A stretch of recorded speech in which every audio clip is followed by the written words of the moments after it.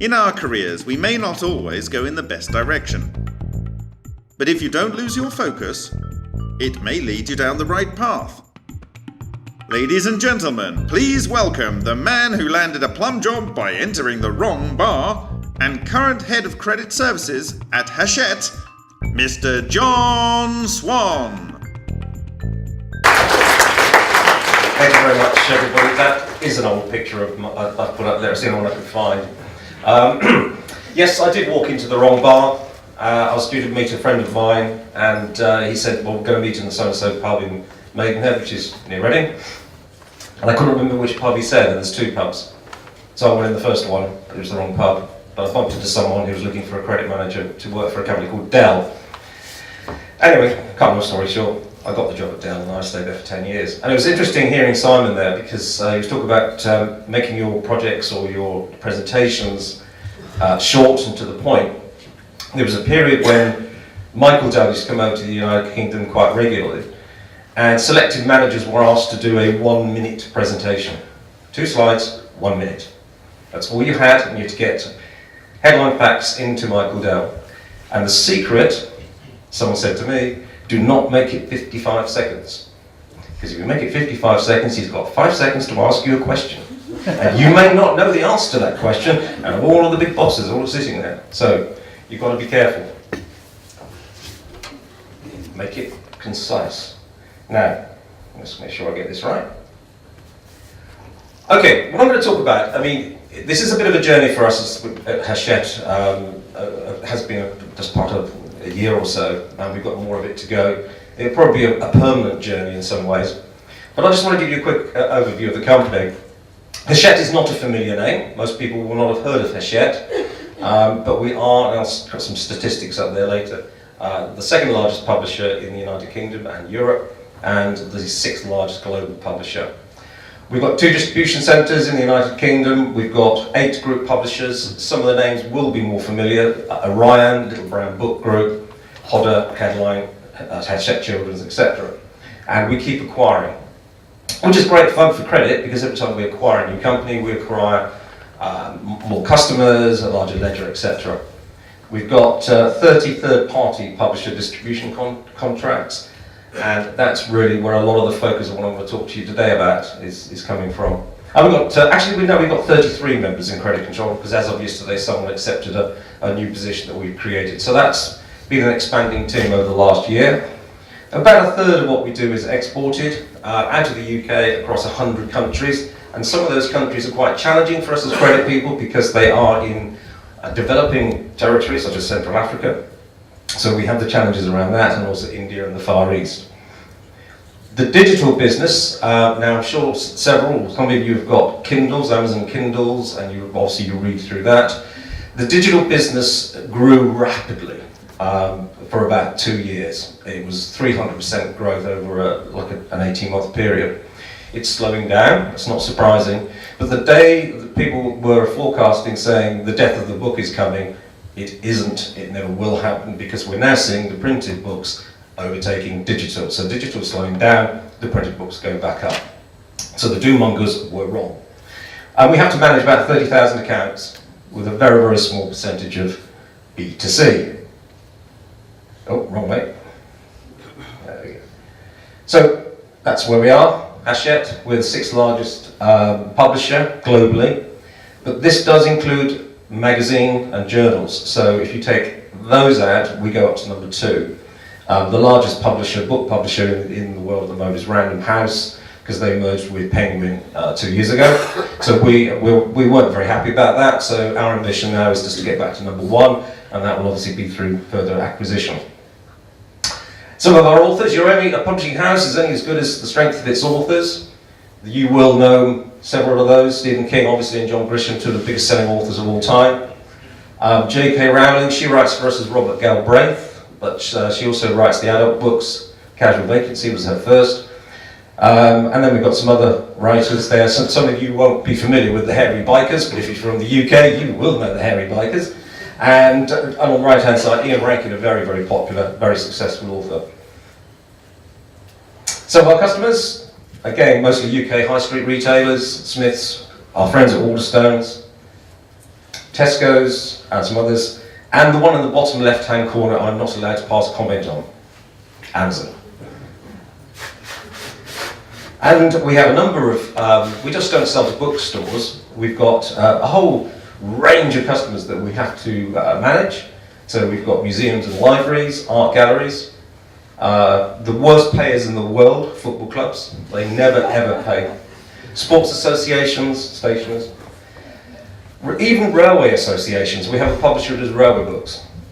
And on the right-hand side, universities and schools, and that's a really big growth area for us, particularly in the emerging countries such as Central Africa, where some of these larger universities are now acquiring more and more textbooks. And all of the books we publish are only in one language, and that's English. We do not do foreign language books. Our other Hachette companies around the globe, they do. China is a big emerging market for us as well. Right, now, this is the first question I'm going to ask today. I've got one more later. Now, before I come on to that, I just want to show of hands. How many people are here and their job involves credit management? Hands up those whose jobs involve credit control, credit management. Okay. Hands down. Now, how many people here jobs involve customer service? Oh, okay. Good. Well done. I may as well go and sit down. Okay, no, that's excellent. Actually, I'm really pleased about that. But actually, that wouldn't necessarily apply to everywhere in credit control environments. I can assure you of that. Yeah. I really hope someone's going to put 5 down. We're going to have a discussion. Right. Yeah. So one of the things that we have to do in Hachette is think about our clients and our customers, and that involves every part of the company. So what we decided to do a couple of years ago, we decided to take the plunge and tie in a partnership with a company called an institute called the Institute of Customer Services, a UK-based organisation, because we really wanted to invest in our customer services, and that involves all parts of the business. And when I say customer services, I'm not talking about a dedicated department, although they're part of it. I'm talking about the entire organisation. So we've teamed up with the ICS. We're putting people through our training program with them, and that includes the credit control team. They're learning a lot. We had our first credit controller. She got her qualification last week. She was absolutely over the moon. And the reason why we put her onto the scheme first was because she was the one with the most negative view of the whole thing. So we put her in first with a huge amount of negativity. She came out, she's learnt a lot, and she's full of it, and she's really encouraging other people to do it. So it was worth taking the risk and putting her in, because I had to drag her into the opening meeting. So the ICS, a number of public and private sector companies, multi-industries. The benchmarking and the accreditation, that's the accreditation I was telling you about, which we're putting people through. The benchmarking, to an extent, is important, but of course we are in an industry where there's very few players, so there's only 3 or 4 major distribution publishers, so we know quite a bit about the competition, but we want to be better. And there's no point in us just saying we want to be the best, we want to be so far ahead, no one's going to catch us. Training and development, that's a very, very key part of the whole thing, because people are learning wider skills, they're becoming more confident as they develop their skills through the training. There's a proper training program put in place. We get research and we get insight, and actually I'm going to be sharing some recent information from the ICS itself at the end of the presentation, because that's actually quite interesting to hear. And networking. We, as managers, have been told we must attend at least 1, 2 maybe, events a year which the ICS runs. So we can meet people from other parts of industry and commerce who are more advanced. There's companies like Virgin Media who are seen as best in class in terms of customer service, and there's things that we can learn from these organisations. There's some of the members. Some familiar names there. I don't quite understand why HMRC would probably want to be, that's the tax company, or the tax people. And there's obviously some, Virgin, as I say, very, very good reputation.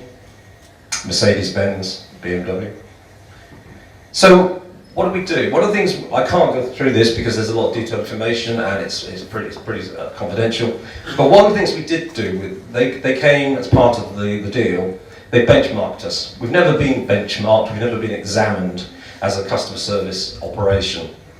So we decided to take the plunge, and they devised quite a lengthy questionnaire which went out to customers and clients, and they asked a lot of detailed questions about the perception of us in delivering our our customer services. And it included credit control, they had to. I won't tell you the results, but it made us think twice. And they came up this word cloud,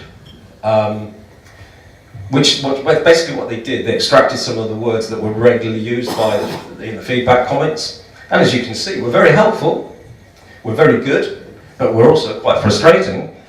And you won't be able to see it because it's in tiny little letters, but actually we're not very good at some of the things we should be very good. And customer oriented is in the middle of there somewhere, I can assure you, it's tiny. So, okay, in isolation, it doesn't tell us a huge amount, but it gives us an idea of what our customers and our clients are saying about us and thinking about us. Now, one of the things which we do, and we do it every year, we have a customer satisfaction survey. Now, the customer satisfaction survey goes out to all of our clients, all of the publishers. A whole series of questions about every part of the business, including credit. And we didn't do particularly well a couple of years ago in the survey. We've just gone through a major reorganisation in credit by merging two teams from the two sites into one team. That caused some disruption. But we just needed to improve, it's as simple as that. And in fact, the customer satisfaction survey percentage increase is actually a major KPI for us. I would say now it's probably more important than ESO.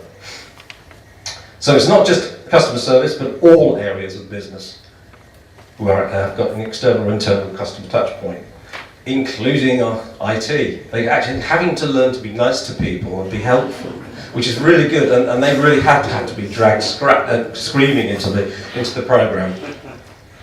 We do call it, as you probably do, the unhelpful desk. Finance, yeah, they do have a customer client facing because we have to process all of the payments and that feeds back into the client fees. So yes, they need to go through the program too. Operations, definitely, they've got to get the books out, they've got to get it out in good condition, they have to deal with complaints when the customer says, look, my books are not here on time, or the box is damaged. But the big two, credit services and customer services. So credit services are a very significant part of this whole program. As I say, all 33 people in my team are going to go through, or are going through, the training and development program.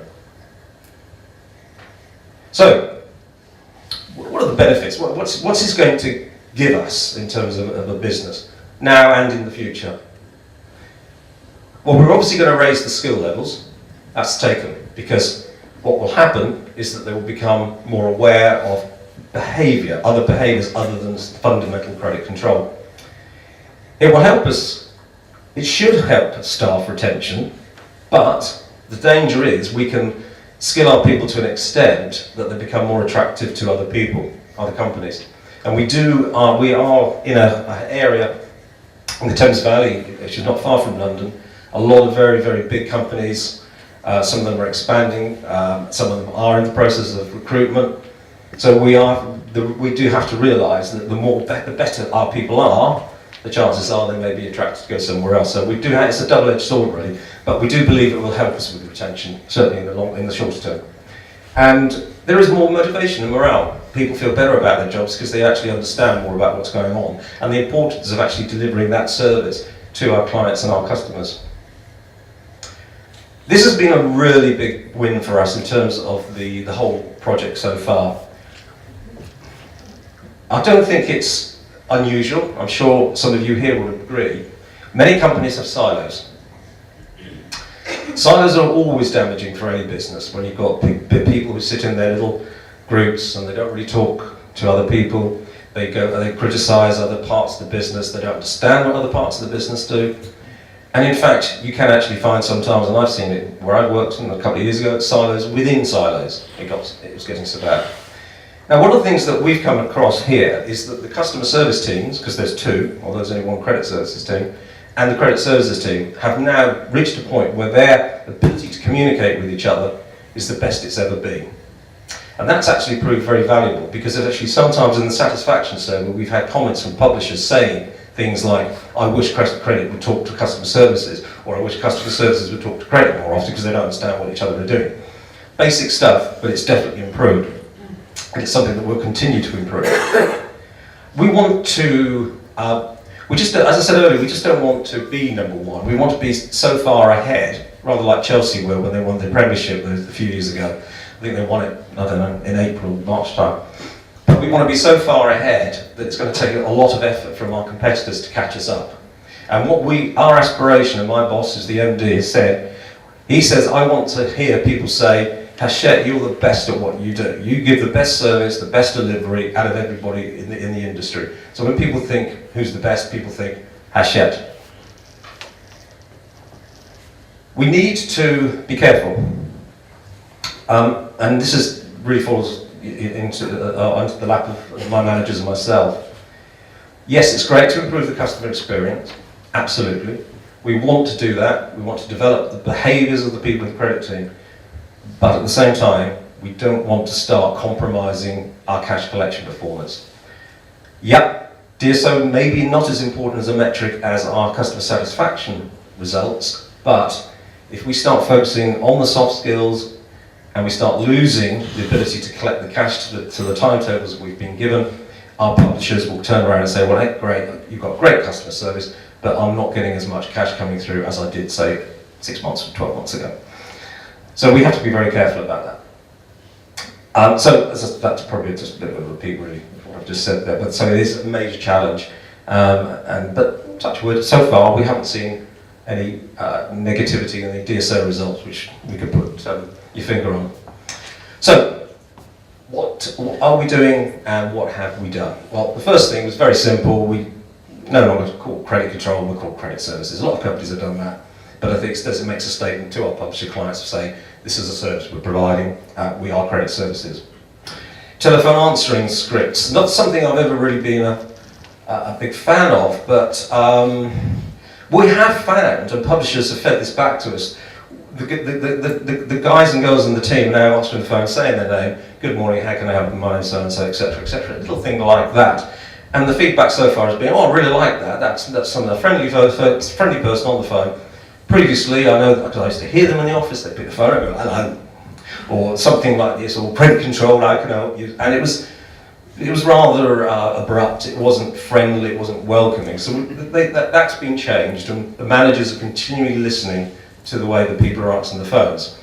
To the point we actually had a mystery shopper to call our members in my team to see what the reaction was and what the way they answered the phone. Thankfully, it went really, really well. So I was pleased with that, so it's working so far. We had a comment from several of our publishers actually about credit control are difficult to get through to. And I'm thinking, I don't understand that. I mean, I've got best part of 30 people. I know we're busy at times, but why are you struggling to get through to credit control? Now, I never, when I'm out of the office, dial the main credit control switchboard number. I've got, direct lines and mobile phones and managers and stuff. But I rang it from my office, the main number. And it came up, welcome to Hachette Credit Control. For so-and-so, press 1. For so-and-so, press 2. For something else, press 3. Anyway, 6 options. And then if you'd forgotten which option you wanted, or you didn't want another one, it just took you straight back to the beginning. And we had noticed a high number of abandoned calls. So we sort of linked this together. So we've had that disconnected straight away. And again, feedback from publishers. We had a publishing client meeting only 2 weeks ago in London, and that's what I was getting back in terms of feedback from their people. We also took all the voicemails down. No one's got voicemails anymore. We've got a hunt group which now searches for someone who's available all the time, so it needs to be answered on 5 rings. Okay, so we've got the metrics to look at that as well. So it sounds more like a customer service desk than credit control, but believe me, it's working well.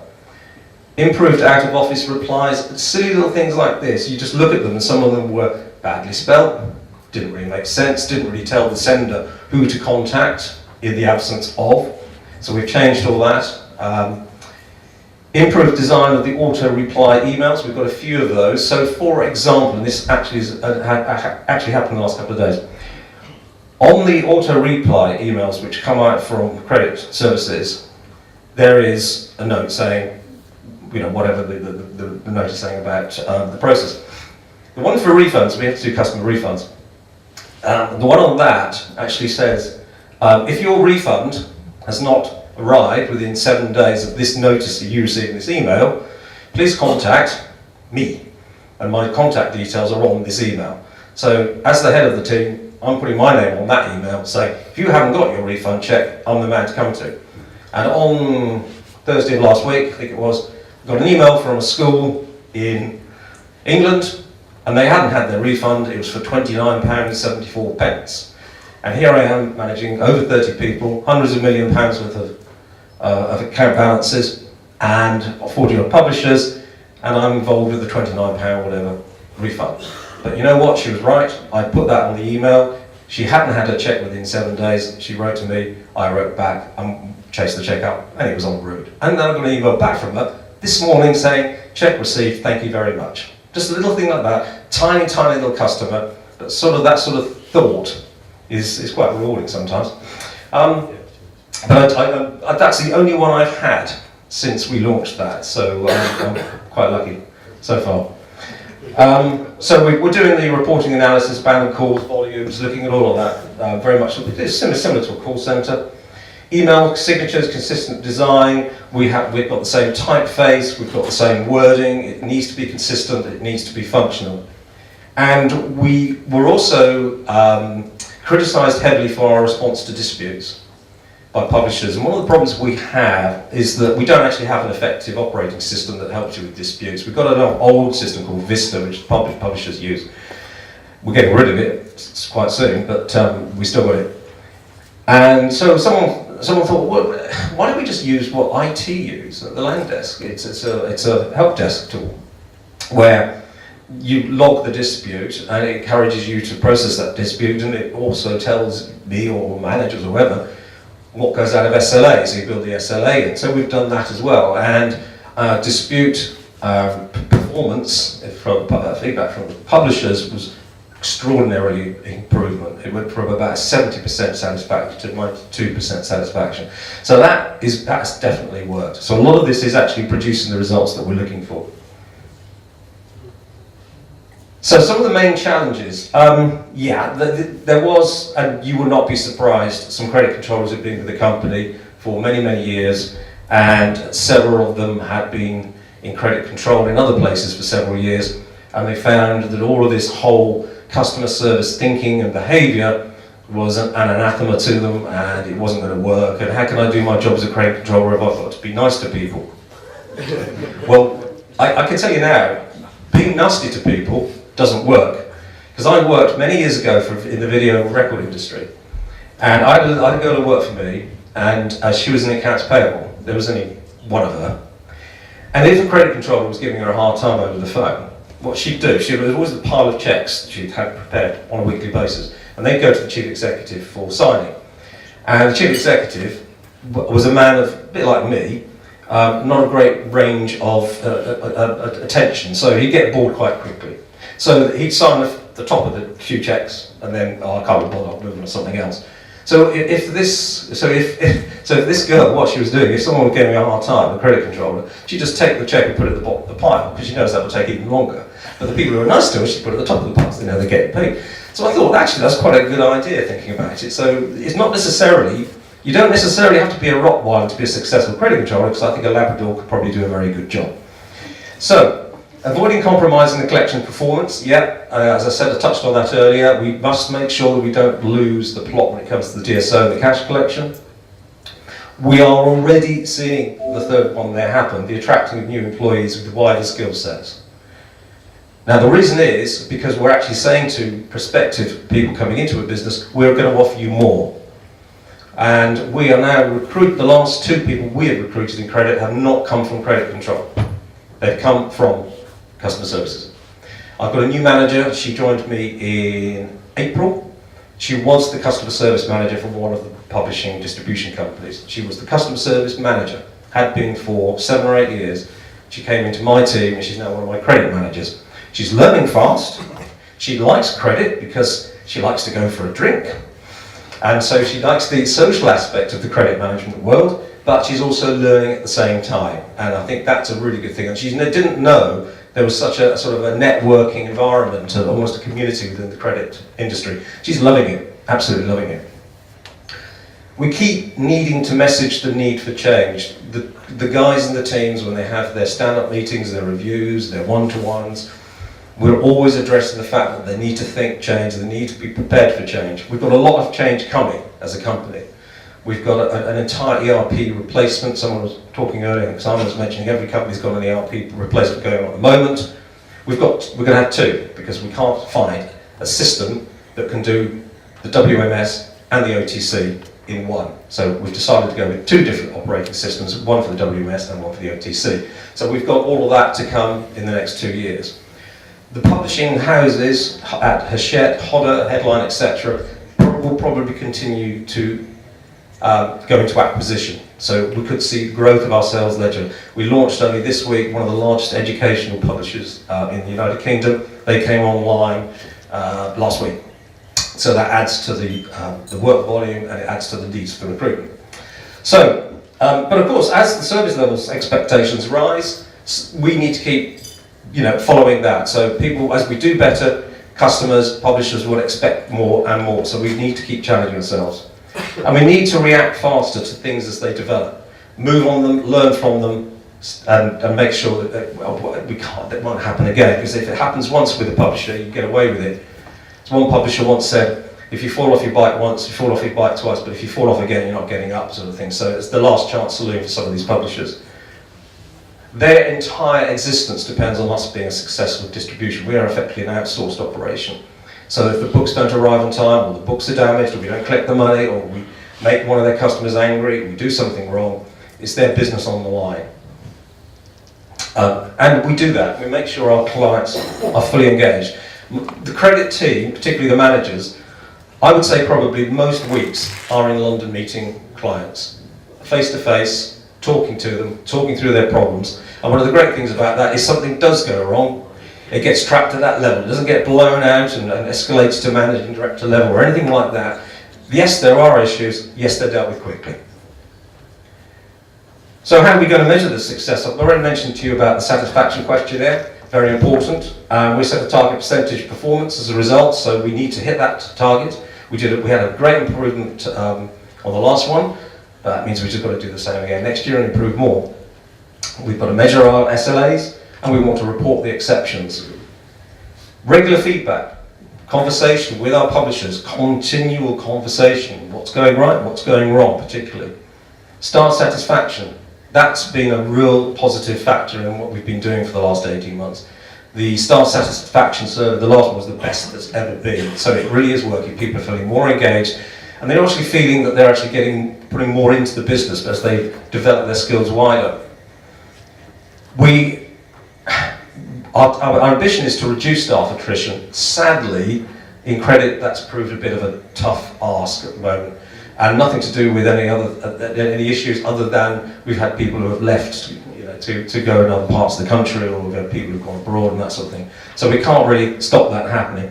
But the key people that we want to really keep are staying, as far as I'm aware. So, and the retention of key publishers, and we want new publishers to come on board with us.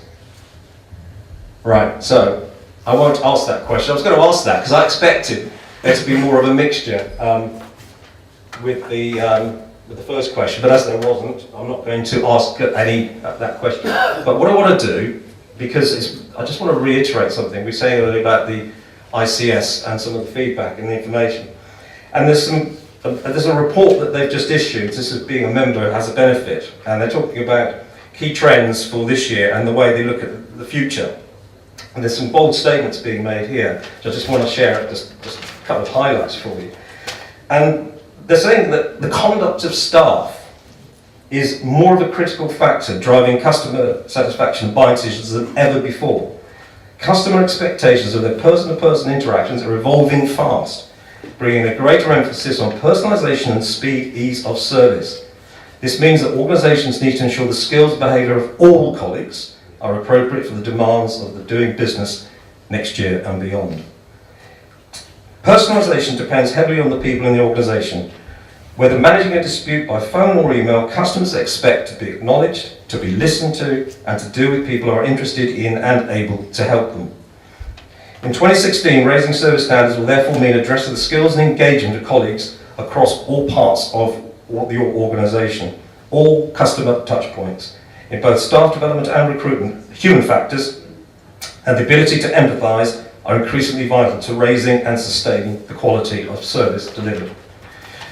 There was a survey they'd done a couple of years ago, and I asked, everybody might have heard this, for one bad experience that your customer has, just for one bad experience, how many really good experiences do you need to deliver to make up for that one bad experience? Everybody got any thoughts? Anyone want to take a guess? So you've got one bad experience, how many good experiences am I going to have to deliver to that customer to make up for the one bad experience? How many? 5. So 10. Right, okay. 19. 19. So if you deliver so you could right now have a credit controller sitting in your team who's going to deliver that one bad experience, and you will now have to work hard at finding 19 good experiences to make up for it. That's on average, okay, it's not necessarily going to be 19 every time, but that's the ICS and that was the survey they conducted. So I just want to leave you really with what I thought was a very good statement from the ICS.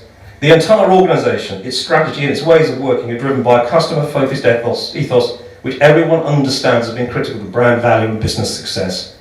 Many organisations recognise the benefits of making customer service integral to their business model. For those that do not, the risks are becoming greater.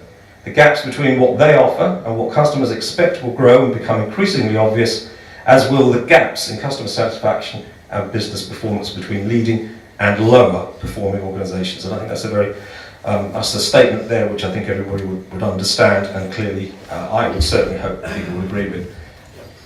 That, because I know that we've got a break coming up, that's pretty much where I am with the presentation for today, and I'm happy to take questions. I will be around later, and I will be around for the dinner tonight, so if anybody wants to have a chat, please do so. But if anybody's got any questions now, I'm more than happy to take it before we go into the break. Is that all right, Mark?